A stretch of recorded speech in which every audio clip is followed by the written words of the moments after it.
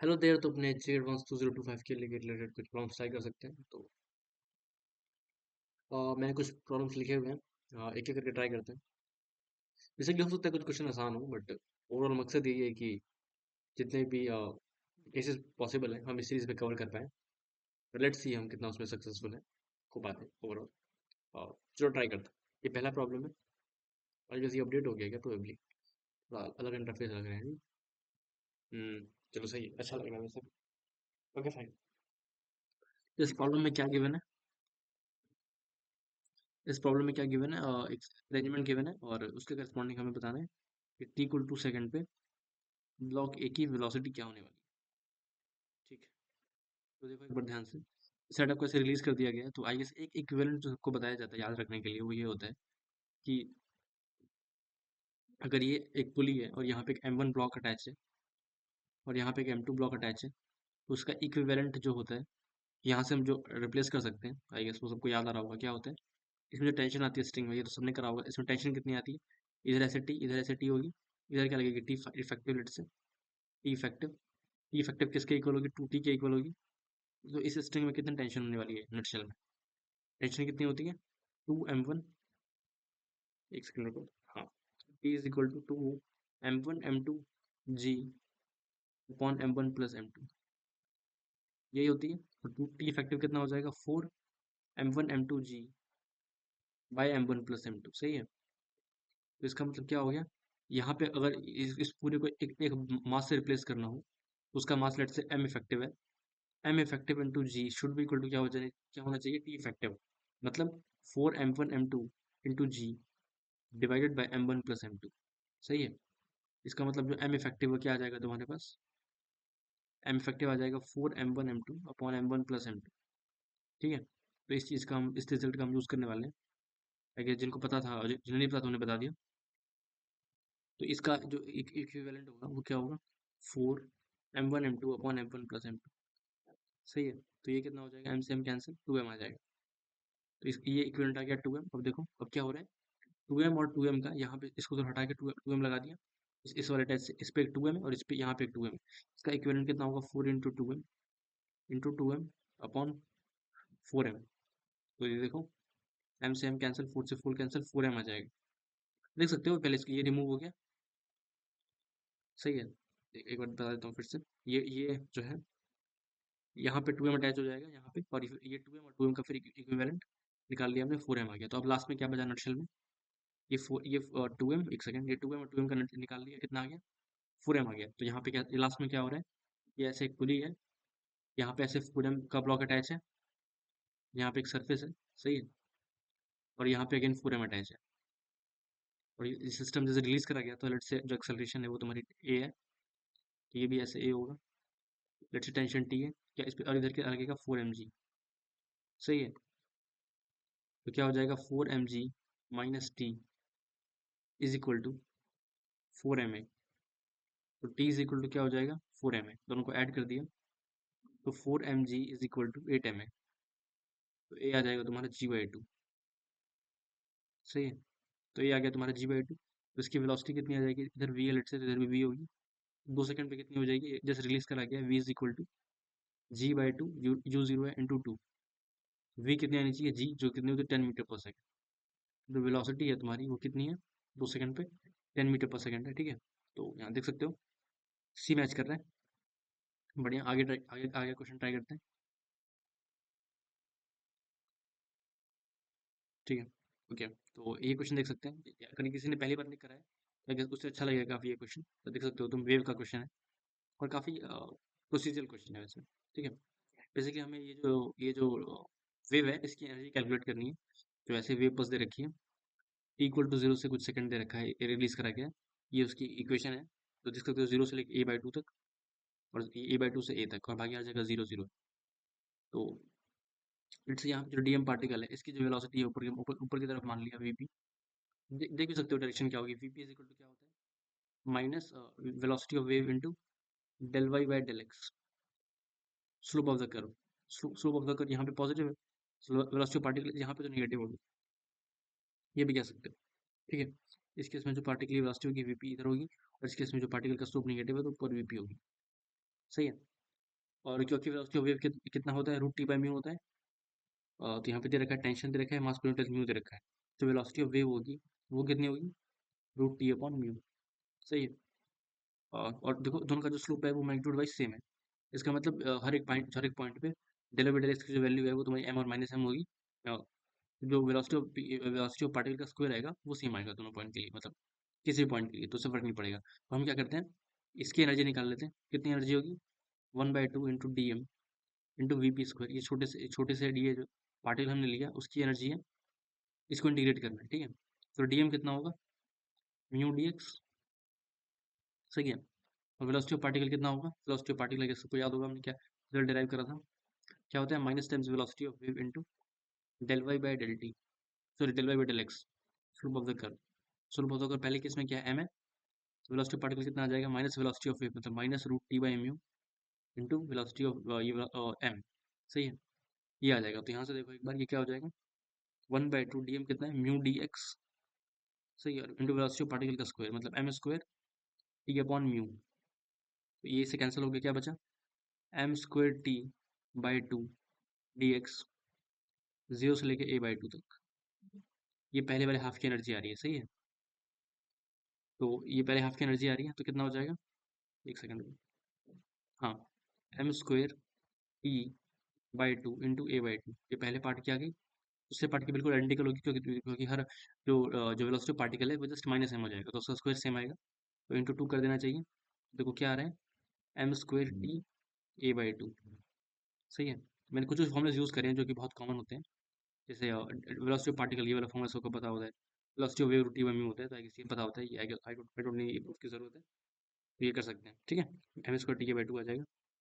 और ये क्वेश्चन पढ़ते हैं, इसमें उन्होंने क्या बोला हुआ है, एक बॉल है, आई गेस अगेन काफी कॉमन क्वेश्चन है, ये एसबीटी में भी है।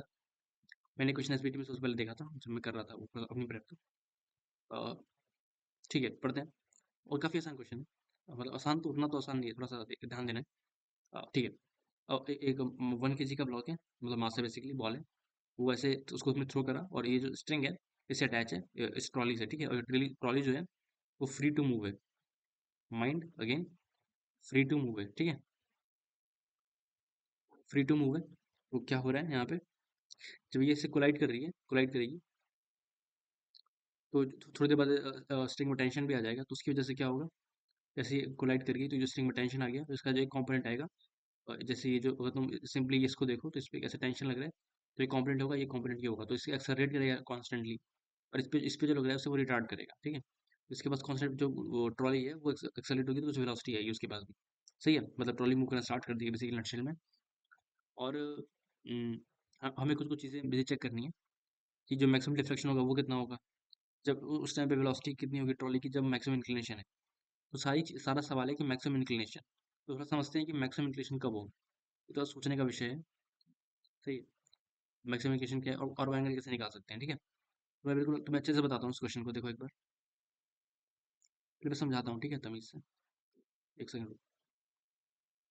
हाँ, यहाँ पे देखो एक बार, तुम्हारे पास ये ट्रॉली है, ठीक है। एक रुक जाओ, मैं एक सेकंड। हाँ जी। अच्छे से सीखना इस चीज़ को, पहली बार कर रहे हो तो।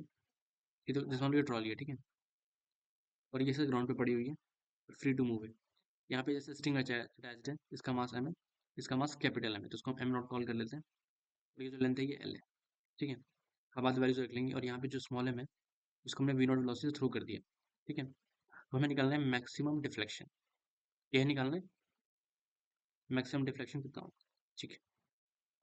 तुम खुद सोचो, जब ये इसे कोलाइड करेगा तो इनिशियली जो स्ट्रिंग है वो तो टाइट नहीं होगी, क्योंकि वो नॉन इम्पल्सिव फोर्स है, मतलब नॉन इम्पल्सिव फोर्स, सॉरी वो गलत साउंड कर रहे हैं, मतलब वर्टिकल में कोई इम्पल्सिव फोर्स नहीं आ रहा, तो स्ट्रिंग जो है वो इम्पल्सिव नहीं होगी। इसका मतलब क्या होगा कि जस्ट बिफोर जस्ट आफ्टर हम क्या कर सकते हैं, just before and just after क्या करेंगे हम, जैसे जस्ट बिफोर कोलिजन और जस्ट आफ्टर कोलिजन, अगर अगर हॉरिजॉन्टल में कोई इम्पल्सिव फोर्स नहीं लग रहा सिस्टम पे, हम लोग को सिस्टम पे चाहिए, तो जस्ट बिफोर कोलिजन और जस्ट आफ्टर कोलिजन, क्योंकि जो स्ट्रिंग है इम्पल्सिव हो सकता है बट वर्टिकल में नहीं आ रहा, फोर्स नहीं आ रहा, मतलब जो कि टाइट कर रहे हैं, तो वो भी वर्टिकल में आएगा, तो फर्क नहीं पड़ता, फर्क नहीं पड़ता, ठीक है।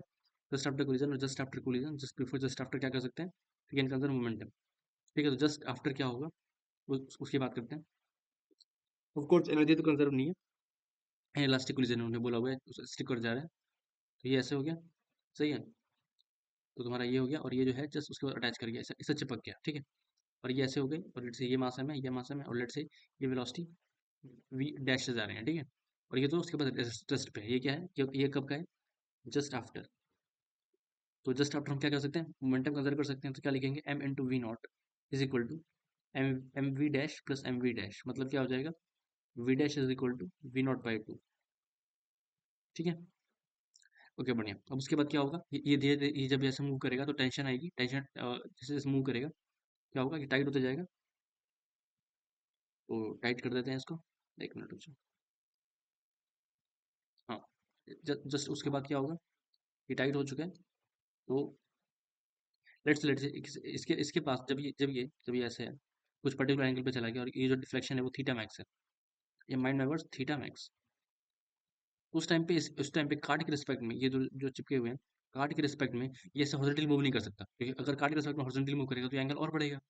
तो कार्ड के रिस्पेक्ट में जो रिलेटिव वेलोसिटी है हॉरिजॉन्टल डायरेक्शन में, वो क्या होनी चाहिए, मतलब कार्ड के रिस्पेक्ट में होगी तो वेलोसिटी हॉरिजॉन्टली होगी, सही बात है ना, मतलब ऐसे मूव करेंगे हॉरिजॉन्टली, ठीक है। तो कार्ड के रिस्पेक्ट में जो हॉरिजॉन्टल वेलोसिटी होनी चाहिए वो कितनी होनी चाहिए, जीरो होनी चाहिए। तो लेट सी, अगर लेट से वी है तो इसकी भी कितनी होनी चाहिए, वी होनी चाहिए, सही है। तो यहाँ पे यहाँ से यहाँ तक मोमेंटम कंसिडर कर दो, ये एम है, ये एम है, और ये एम नॉट है। तो हम क्या लिखेंगे, M into V plus M into V plus M not into V should भी इक्वल टू क्या होना चाहिए, मोमेंटम थ्रू आउट कंजर्व है हॉरिजॉन्टल में, तो क्या हो जाएगा, एम इंटू वी नॉट लिखिए, सही है। तो यहाँ से जो वी है वो कितना आ जाएगा उस टाइम पे, V not upon M, two M plus M not, ठीक है, बढ़िया। अब सवाल आता है कि थीटा मैक्स कैसे निकाला जाए। वी नॉट तो निकाल सकते हैं यहाँ से काफ़ी जल्दी। देखो एक बार, स्मॉल एम कितना है, 1 kg, वी नॉट है सिक्स मीटर पर सेकेंड, और जो कैप स्मॉल एम है, जो कैप एम नॉट है, वो है हमारा 4 kg, सही है। तो उस टाइम पे वी कितना आ जाएगा, जब मैक्सिमम डिफ्लेक्शन होगा, वी नॉट कितना है तुम्हारा 6, 6/6, वी आ जाएगा तुम्हारा 1 मीटर पर सेकेंड, सही है। तो इसका ये तो काफ़ी आसान सा था। देखो एक बार, कितना है, the velocity of trolley at the instant of maximum deflection is 1 metre per second. अब निकालना है एंगल, तो एंगल के लिए थोड़ा सा दिमाग लगाना पड़ेगा तुम्हें, कि यहाँ पे इलास्टिक कोलिजन हो रहा है, और लेकिन यहाँ पे नहीं हो रहा, यहाँ इसके जब यहाँ पे हो जा रहा है तो उसके बाद कोई सारे फोर्सेस इंटरनल है। तो यहाँ से लेके यहाँ तक हम क्या कर सकते हैं, एनर्जी कंजर्व कर सकते हैं, सही है। यहाँ से यहाँ तक एनर्जी कंजर्व कर सकते हैं, लेकिन यहाँ से यहाँ नहीं कर सकते, यहाँ पे यहाँ नहीं कर सकते, यहाँ पे इलास्टिक कोलिजन हो गया, ठीक है। तो देखा एक बार क्या कर सकते हैं, तो यहाँ पे देखा पहले एनर्जी कितनी थी, देखो पहले था 1/2 into 2m into V dash का होल स्क्वायर, सही है, इज इक्वल टू, ये इनिशियल एनर्जी है। बाद में क्या होगा, पोटेंशियल भी आया, अब देखो, तो ये जो तुम्हारे पास स्ट्रिंग थी, ये पहले ऐसे हॉरिजॉन्टली थी, और कितना ऊपर चली गई, ये लेट से एंगल जो ये थीटा मैक्स है, सही है। तो ये जो डिस्टेंस है, ये है एल कॉस थीटा, तो ये कितनी हो जाएगी, एल इंटू 1 - cos θ मैक्स, ठीक है। तो ये हो जाएगा 2mg L 1 - cos θ max. Potential बढ़ गई, और साथ ही साथ जो काइनेटिक है अब कितनी है, 1/2 इंटू इसके पास है, ये mass total 2 kg, 2 into V square plus 1/2 into 4 into V square, ठीक है। तो यहाँ पे जो वी डैश है उसकी वैल्यू कितनी है तुम्हारे पास, 3 मीटर पर सेकेंड, है मैंने निकाली थी। V dash V not by two आया था, तो 6/2 3 है। तो यहाँ से देख सकते हो, जो और जो स्मॉल है वो कितना है, 1 है। तो यहाँ पे डाल दिया, ये कैंसिल करिए, ये कितना हो गया, वी डैश का square 9 is equal to 2 into 10 into 3/2 into 1 - cos θ max plus 3v square, तो 3 इंटू 3 का स्क्वायर, सही है। तो ये कितना हो जाएगा, 30 into 1 - cos θ max plus 27, 27 - 9 is equal to 0। तो ये हो जाएगा 30 - 30 cos θ max plus 18 is equal to 0। Hmm, एक सेकेंड, एक सेकेंड, एक सेकेंड। हम्म, ठीक है। यहाँ पे एक चीज़ छूट गई, हमने उसकी वेलोसिटी काउंट नहीं करी, नहीं करी है, 4 kg, सही है, ओके। और v1 है, V1 है, शिट शिट, यहाँ पे 3v² हो रहा है, ये यहाँ पे गड़बड़।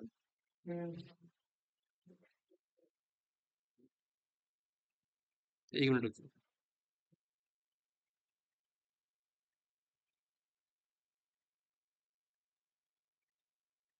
यहाँ पे क्या करा था? अ, एक सेकेंड। हाँ, तो यहाँ से यहाँ तक एनर्जी कंजर्व थी, तो ये जो है ये तुम्हारा 9 है। 9 is equal to 2 into 1 into 10 into 3/2 into 1 minus cos theta max. ठीक है, ये तुम्हारा है 3v²। ठीक है, और वी स्मॉल भी 1 है, तो ये कितना हो जाएगा? 3v² 3 हो जाएगा, तो ये हो जाएगा 6 is equal to 30 into 1 minus cos theta max. अब सही है, 1 माइनस कॉस थीटा मैक्स ये कितना हो जाएगा? ये हो जाएगा 5, तो 1/5 is equal to 1 minus cos theta max. तो कॉस थीटा मैक्स कितना आ जाएगा तुम्हारे पास? 4/5 आ जाएगा। सही है, तो इसका मतलब थीटा मैक्स कितना आ जाएगा तुम्हारा? 53 डिग्री आ जाएगा। सही है, तो ये तुम्हारा हो गया 53 डिग्री। ओके, सॉरी सॉरी, 53 नहीं, ये साइन नहीं है, ये कॉस है, तो ये हो जाएगा तुम्हारा 37। 37 डिग्री आ जाएगा। ओके, बढ़िया। ऑप्शन नंबर ए, ये तो बहुत आसान क्वेश्चन है, हमें मल्टीपल टाइम्स करा हुआ है। एक एक यूनिफॉर्म रॉड है, एक एंड से रोटेट कर दिया गया, तो मिड पॉइंट ऑफ टेंशन क्या होगा? तो यहाँ पे जो भी टेंशन होगा, let call it T dash. T dash क्या कर रहा होगा? ये जो m/2, जो l/2 की रॉड है उसको सर्कुलर मोशन करवा रहे हैं, तो इसका सेंटर ऑफ मास कहाँ पे होगा? l/2, और ये होगा तुम्हारा, इसका होगा 3l/4 डिस्टेंस पे। T dash is equal to m/2, total mass कितना है? m/2 इंटू ACM, तो ACM कितना है? 3l/4 इंटू ओमेगा स्क्वायर, कितना हो जाएगा? 3/8 m ओमेगा स्क्वायर l। तो ये तुम्हारा आंसर है। तो 3/8 इंटू मास कितना है? 1 into omega into 1 into l कितना है? 2। ये जब भी देख लो तुम्हारा कितना कितना आ रहा है, और ओमेगा स्क्वायर r होता है। ठीक है, जो भी आंसर यही है, तो 3/4.75।